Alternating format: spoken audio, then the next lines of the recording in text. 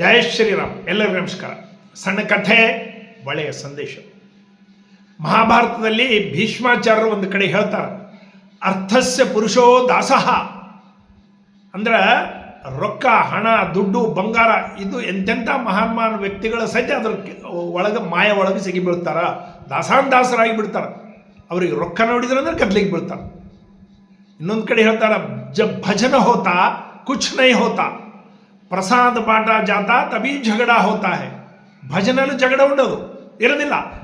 ಅದು ಪ್ರಸಾದ ಯಾರು ಹಂಚಲಿಕ್ಕಂದ್ರೆ ನನಗೆ ಕೊಡು ದೊಡ್ಡ ದೊಡ್ಡ ಮೇಧಾವಿಗಳ ಸಹಿತ ಅಲ್ಲಿ ಪ್ರಸಾದದ ಸಲುವಾಗಿ ಎರಡೆರಡು ಕೈ ಹಿಡಿತಾನೆ, ಇನ್ನೊಂದು ಸ್ವಲ್ಪ ಹಾಕಂತಿರ್ತಾನೆ. ಆ ಪ್ರಸಾದ ಬಂದ್ರೆ ಮಹತ್ವ, ಈ ರೊಕ್ಕ ಬಂತಂದ್ರೆ ಗದ್ದಲಿ. ವಿವೇಕಾನಂದರು ಒಂದು ಕಡೆ ಹೇಳ್ತಾರೆ, ಯಾವ ವ್ಯಕ್ತಿ ಆರ್ಥಿಕ ವಿಷಯದಲ್ಲಿ ಸರಿಯಾಗಿರೋದಿಲ್ಲೋ, ಆರ್ಥಿಕ ವಿಷಯ ಕೊಡೋ ತೊಂಬದರಲ್ಲಿ ವ್ಯವಸ್ಥೆಯಲ್ಲಿ ಸುಳ್ಳಾಡ್ತಾನೋ ಆ ವ್ಯಕ್ತಿ ಧಾರ್ಮಿಕ ಆಗ್ಲಿಕ್ಕೆ ಸಾಧ್ಯ ಇಲ್ಲ, ಅವ ಒಳ್ಳೆ ಮನುಷ್ಯ ಅಂತ ಅನಿಸ್ಕೊಳ್ಳಿಕ್ಕೆ ಸಾಧ್ಯ ಇಲ್ಲ. ಇದು ಯಾಕೆ ಹೇಳಬೇಕಾಯಿತು ಅಂತಂದ್ರೆ, ಅಯೋಧ್ಯ ರಾಮ ಮಂದಿರದಲ್ಲಿ ಈ ರೊಕ್ಕದ ಹೆಚ್ಚು ಕಮ್ಮಿ ಆಗಿ ಆ ಭಕ್ತರು ಹಾಕಿದ ದುಡ್ಡಿನ ಬಹಳ ಕೋಟಿಗಟ್ಟಲೆ ರೂಪಾಯಿನ ಅವ್ಯವಸ್ಥೆ ಆಗ್ಯದ.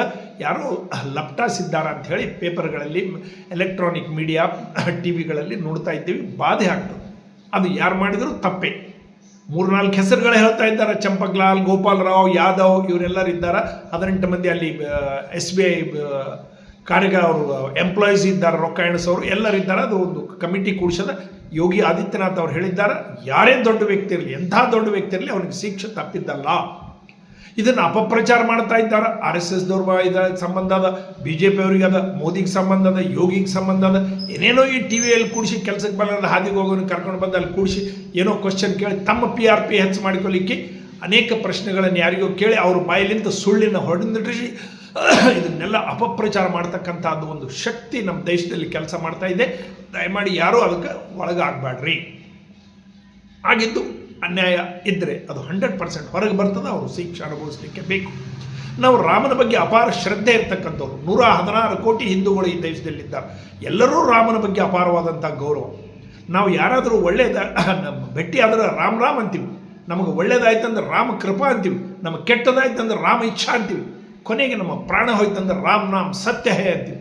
ರಾಮ ನಮ್ಮ ಜೀವನ ಪರ್ಯಂತ ರಾಮನ ಬಗ್ಗೆ ಅಪಾರವಾದಂಥ ಭಕ್ತಿ ಶ್ರದ್ಧೆ ಇರತಕ್ಕಂಥ ದೇಶ ಇದು.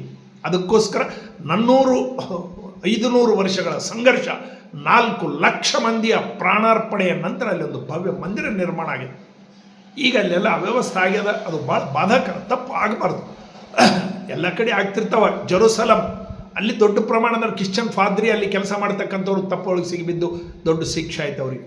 ಅದೇ ಪ್ರಕಾರ ತಿರುಪತಿಯಲ್ಲಿ, ಶಿರಡಿಯಲ್ಲಿ ಎಲ್ಲೆಲ್ಲಿ ರೊಕ್ಕ ಇರ್ತಾವೆ, ಎಲ್ಲೆಲ್ಲಿ ಎಣಿಸ್ತಿರ್ತಾರೆ. ಇದು ಕಲಿಯುಗ. ಎಲ್ಲರೂ ಒಳ್ಳೆಯವರು ಇರ್ಲಿಕ್ಕೆ ಸಾಧ್ಯ ಇಲ್ಲ, ಏನೋ ಹೆಚ್ಚು ಕಮ್ಮಿ ಆಗಿರ್ತದೆ. ಅದಕ್ಕೆಲ್ಲರೂ ಅನುಭವಿಸ್ತಾರೆ. ಅದಕ್ಕೆ ಅಪಾರವಾದಂಥ ರಾಮನ ಭಕ್ತರು ಇದ್ದಾರೆ ಈ ದೇಶದಲ್ಲಿ. ಅಪಪ್ರಚಾರ ಮಾಡ್ತಕ್ಕಂಥವ್ರು ನಮ್ಮ ಬಗ್ಗೆ ಯಾರ್ಯಾರು ಇದ್ದಾರೋ ಅದ್ರ ಬಗ್ಗೆ ನಾವೆಲ್ಲರೂ ಎಚ್ಚರಿಕೆ ಇರಬೇಕು. ಯಾರೂ ಇದಕ್ಕೆ ಒಳಗಾಗಬೇಡ್ರಿ, ಯಾರೂ ಚಿಂತಿಸಬೇಡ್ರಿ. ಯಾರು ಹಿಂಗಾಯಿತು, ಏನು ಮಾಡಬೇಕು, ಎಲ್ಲ ಹಿಂಗಾದ್ರೆ ಏನು, ನಾವು ರಾಮಗೆ ರೊಕ್ಕ ಕೊಟ್ಟೆವು, ಹೀಗೆ ಮಾಡಿದ್ರು, ಕಳ್ಳರು, ಅದು ಇದು ಏನೇನು ಬಾಧೆ ಪಡಬೇಡ್ರಿ. ಆಗಿದ್ದ ಅವ್ಯವಸ್ಥೆನ ಸರಿ ಮಾಡ್ತಾರೆ.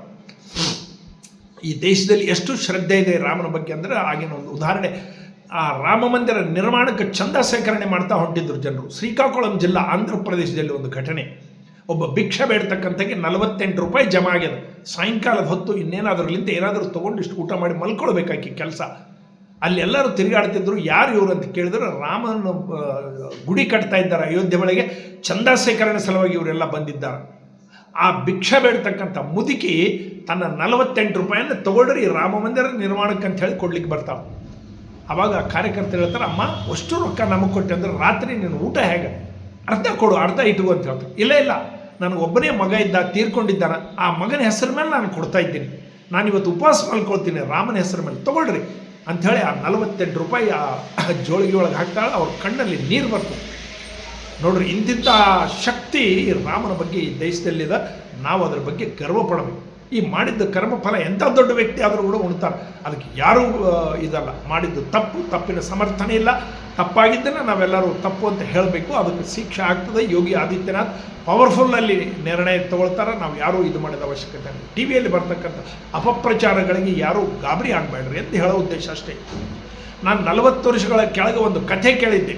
ಭವನ್ಸ್ ಜರ್ನಲ್ ಅಂಥೇಳಿ ಒಂದು ಇಂಗ್ಲೀಷ್ ಮ್ಯಾಗ್ಝಿನ್ ಬರ್ತದೆ, ಭವನಸ್ ಜರ್ನಲ್. ಆ ಮ್ಯಾಗ್ಝಿನ್ ನನಗೊಬ್ಬರು ಇಂಗ್ಲೀಷ್ನಲ್ಲಿ ಓದಿ ತೋರಿಸಿ ಕತೆ ಹೇಳಿದರು. ಅದರಲ್ಲಿ ಏನು ಬಂದಿತ್ತಪ್ಪ ಅಂದ್ರೆ, ದಿಲ್ಲಿಯಲ್ಲಿ ಜಸ್ಲೋಕ್ ಆಸ್ಪತ್ರೆಯಲ್ಲಿ ಒಬ್ಬ ಮಗನಿಗೆ ಕ್ಯಾನ್ಸರ್ ಆಗ್ತದ. ರಾಜಸ್ಥಾನದ ವ್ಯಕ್ತಿ ಒಬ್ಬ ಮಗ 16 ವರ್ಷದ ಮಗ ಕ್ಯಾನ್ಸರ್ ಆಗ್ತದ. ಕ್ಯಾನ್ಸರ್ಲಿಂದ ಬಳಲ್ತಿರ್ತಾನೆ. ಎಲ್ಲ ರೊಕ್ಕ ಖಲಾಸ, ಆಸ್ತಿ ಮಾರಿದ್ರು, ಹೊಲ ಮಾರಿದ್ರು, ಮನಿ ಮಾರಿದ್ರು, ಎಲ್ಲ ಮಾರಿದ್ರು. ಅವನು ದವಾಖಾನೆ ಸಲುವಾಗಿ 3-4 ವರ್ಷದಿಂದ ಟ್ರೀಟ್ಮೆಂಟ್ ಏನೂ ಕಮ್ಮಿ ಆಗ್ತಾ ಇಲ್ಲ. ಆ ಮಗ ಕೇಳ್ತಾನೆ, ಅಪ್ಪ ನನಗೊಂದು ಆ್ಯಪಲ್ ಬೇಕಾಗಿತ್ತು, ಹಣ್ಣು ತಂದುಕೊಡು, ಸೇಬ್ ಹಣ್ಣು. ಕಿಶದಲ್ಲಿ ಕೈ ಹಾಕಿ ನೋಡಿದ್ರು ₹1 ಇಲ್ಲ ತಂದೆಯಲ್ಲಿ. ಕಣ್ಣಲ್ಲಿ ನೀರು ಬರ್ತಾವೆ. ಯಾಕಪ್ಪ ಅಳ್ತಾ ಇದ್ದೆ? ರೊಕ್ಕ ಇಲ್ಲ. ಇಲ್ಲಪ್ಪ ರೊಕ್ಕ ಇಲ್ಲ, ಅಮ್ಮ ಹೋಗಿದ್ದಾಳೆ ಊರಿಗೆ, ಯಾರಾದರೂ ಸಾಲ ಕೊಡ್ತಾರೇನೋ, ಸಾಲ ತೊಗೊಂಡು ಬರ್ಲಿಕ್ಕೆ ಹೋಗಿದ್ದಾಳೆ, ಬರೋಣ ತಂದು ಕೊಡ್ತೀನಿ ಅಂತ ಹೇಳ್ತಾನೆ. ಅವ ಅಂತ ನಂಗೆ ಆ್ಯಪಲ್ ಬೇಕಾಗಿಲ್ಲ, ನಾನು ಯಾರು ಹೇಳೋ ಅಂತ. ನೀನು ನನ್ನ ಮಗನಪ್ಪ, ಹಾಗ್ಯಾಕೆ ಮಾತಾಡ? ಅಲ್ಲಲ್ಲ, ನಾನು ನಿನ್ನ ಮಗ ಅಲ್ಲ. ನಿಮ್ಮ ಮನೆಯಲ್ಲಿ ಬಹಳ ವರ್ಷದ ಕೆಳಗೆ ನಾನು ಕಿರಾಯ ಇದ್ದೆ. ನಾನು ₹2 ಲಕ್ಷ ಸಾಯಂಕಾಲಕ್ಕೆ ನಿನ್ನ ಕೈಯಾಗ ಕೊಟ್ಟಿದ್ದೆ. ನನ್ನ ಮಕ್ಕಳು ಬಂದರು ಕೊಡು ಅಂತ ಹೇಳಿ ನೀನು ಕೊಟ್ಟಿಲ್ಲ. ನೀನು ಇಲ್ಲ, ನಿಮ್ಮಪ್ಪ ಏನು ಕೊಟ್ಟಿಲ್ಲ, ಸತ್ತೋದ, ನಮಗೇನು ಗುರ್ತಿಲ್ಲ ಅಂತ ಹೇಳಿದಿ. ನಾನು ನಿನ್ನ ಹೊಟ್ಟೆಯಲ್ಲಿ ಹುಟ್ಟಿದ್ದೀನಿ ನೋಡು.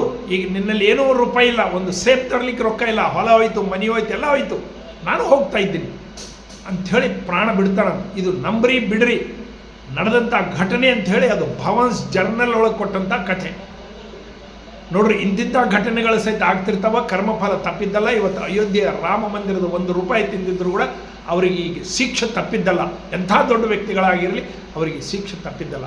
ಕಾರಣ ನಾವು ಅಪಪ್ರಚಾರಗಳಿಗೆ ಬೇರೆ ಬೇರೆ ಜನರು ಏನೇನೋ ಹುಚ್ಚು ಮಾತಾಡ್ತಿರ್ತಾರ. ನೋಡ್ರಿ ಎಲ್ಲ ಕಳ್ಸೋಳ ಮಕ್ಕಳು ಹಿಂಗೆ ಮಾಡಿದ್ರು, ಹಂಗೆ ಮಾಡಿದ್ರು, ಎಲ್ಲ ರೊಕ್ಕ ಭಾಳ ಆಗ್ಯದ್ರಿ, ಸಾವಿರಾರು ಕೋಟಿ ಹೋಗಿಬಿಟ್ಟು ಬೇರೆ ದೇಶಕ್ಕೆ ಹೋಗಿದ್ದ ಅಕ್ಕಳ್ರಿದ್ದಾರೆ, ಏನೇನೋ ಹೇಳ್ತಿರ್ತಾರೆ. ಅದಕ್ಕೆ ಯಾರೂ ದಯಮಾಡಿ ಆ ಟಿ ವಿಯಲ್ಲಿ ಬರ್ತಕ್ಕಂಥ ಅಪಪ್ರಚಾರಕ್ಕೆ ಇದು ಮಾಡಬೇಡ್ರಿ. ಯೋಗಿ ಆದಿತ್ಯನಾಥ್ ಸರಿಯಾದಂಥ ನಿರ್ಣಯ ತಗೊಳ್ತಾರೆ. ಅವರಿಗೆಲ್ಲರಿಗೂ ಶಿಕ್ಷೆ ಆಗ್ತದೆ. 14 ಮಂದಿ ಕೆಲಸ ಮಾಡೋರು ಎಂಪ್ಲಾಯೀಸ್ ಇದ್ದಾರೆ, ಬ್ಯಾಂಕ್ ಎಂಪ್ಲಾಯೀಸು. ಅಲ್ಲಿ 3-4 ಮಂದಿ ಹೆಸರುಗಳು ಬರ್ತಾ ಇವೆ. ಅವರೆಲ್ಲರ ಮೇಲೆ ಆ್ಯಕ್ಷನ್ ತಗೊಳ್ತದೆ.